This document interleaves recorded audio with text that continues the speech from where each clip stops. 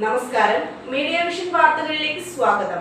നൊച്ചാട് ഗ്രാമപഞ്ചായത്തും Kerala senior citizen forum Nochad panchayat കമ്മിറ്റിയും സംയുക്തമായി വയോജന പീഡന വിരുദ്ധ ബോധവൽക്കരണ പരിപാടി പഞ്ചായത്ത് ഹാളിൽ സംഘടിപ്പിച്ചു. ഗ്രാമപഞ്ചായത്ത് വൈസ് പ്രസിഡന്റ് കെ.സി. ബാബുരാജ് ഉദ്ഘാടനം ചെയ്തു.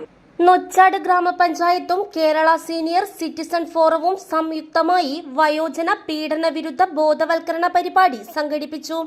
നൊച്ചാട് ഗ്രാമപഞ്ചായത്ത് വൈസ് പ്രസിഡന്റ് കെ.സി. ബാബുരാജ് ഉദ്ഘാടനം ചെയ്തു. പലരും വലിയ ആശങ്കയിലാണ്.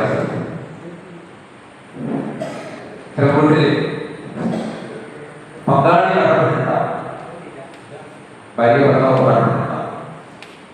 അപ്പൊ അവർക്ക് തോന്നൽ ആരംഭിച്ചു.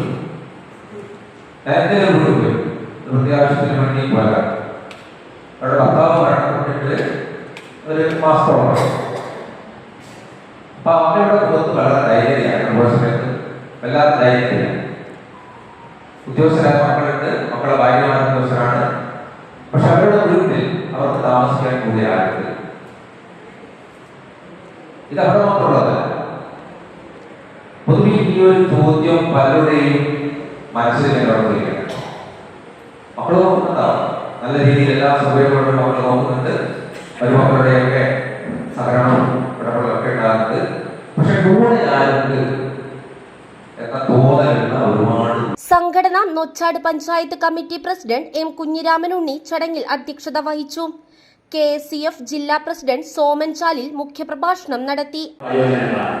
ഏതാണ്ട് 20% വരും വയോജനങ്ങളുടെ അനുസരിച്ച് 10 വയസ്സുള്ള കുട്ടികളെക്കാൾ 10 വയസ്സ് വരെയുള്ള കുട്ടികളെക്കാൾ കൂടുതൽ വയോജനങ്ങളാണ് സമൂഹത്തിലുള്ളത്. 5 പേരിൽ ഒരാൾ വയോജനങ്ങളാണ്.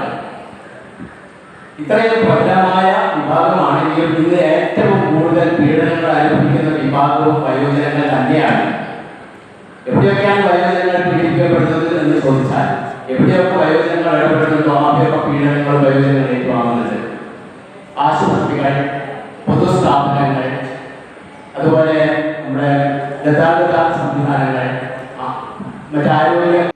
സ്റ്റാൻഡിംഗ് കമ്മിറ്റി അംഗങ്ങളായ സുനിത മലയിൽ, രമ്യ അമ്പാളി, സുജിത് CK, KSCF മുൻ സംസ്ഥാന secretary Poothery Damodaran Nair, SK Asainar, KSCF Akkooparamba unit president Vijayalakshmi, Chalikkara unit president Ammootty Kolliyil എന്നിവർ ആശംസകൾ അർപ്പിച്ച് സംസാരിച്ചു.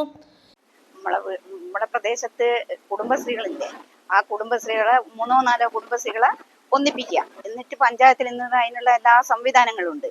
അപ്പോൾ എന്നിട്ട് അവിടെ പഞ്ചായത്തിലെ കൗൺസിലർമാർ വന്നിട്ട് അവിടെ ക്ലാസ് എടുക്കുക. അല്ലാതെ ഇതേപോലെ ഇങ്ങനെ യോഗങ്ങളൊക്കെ ഞങ്ങൾ പങ്കെടുത്തിട്ട് ഈ വയോജനങ്ങളെ കേട്ടുപോകുക എന്നല്ലാണ്ട് വീട്ടിലെത്തിയിട്ട് ഒന്നും പറയാനോ അവർ ചോദിക്കുകയോ ഒന്നും ചെയ്യില്ല. അപ്പം പിന്നെ ഇങ്ങനെ ഒരു സംവിധാനം ഉണ്ടായി കഴിഞ്ഞാൽ അത് അവരും കൂടി അറിയൂ. എങ്ങനെ 3-4 കുടുംബശ്രീകളെ ഒന്നിച്ച് വിളിച്ച് അവിടുന്ന് ഒരു കൗൺസിലിംഗ് നടത്തുക. രവീന്ദ്രൻ പുത്തലത്ത് സ്വാഗതം പറഞ്ഞ ചടങ്ങിന് രവീന്ദ്രൻ നന്ദി പറഞ്ഞു. News bureau, media vision, Perambra.